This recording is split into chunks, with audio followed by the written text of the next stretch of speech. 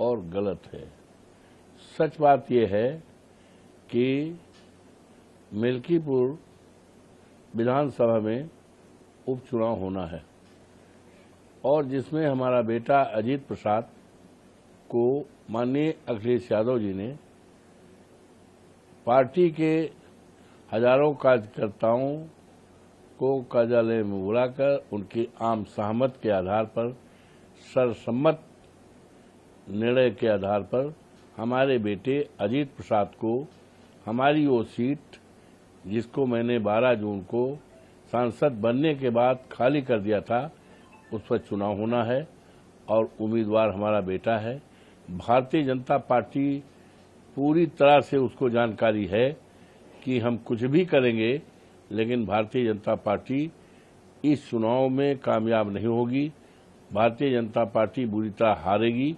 इसीलिए माननीय मुख्यमंत्री जी ने भी लगातार 3-4 मीटिंगें यहाँ की है, उसका कोई रिस्पांस नहीं है, बल्कि उल्टा रिस्पांस है। 1 महीना से 1 दर्जन के मंत्री लगाए गए हैं चुनाव प्रचार में, लेकिन किसी प्रकार का कोई रिस्पांस नहीं है।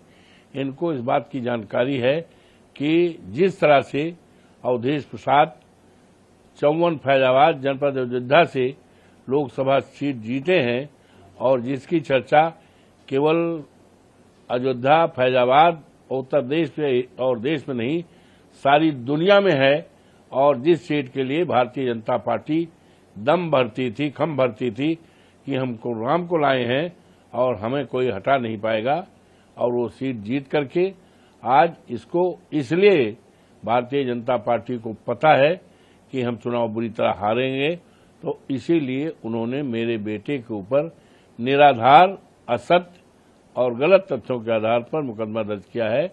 उसमें कहीं कोई सत्यता नहीं है।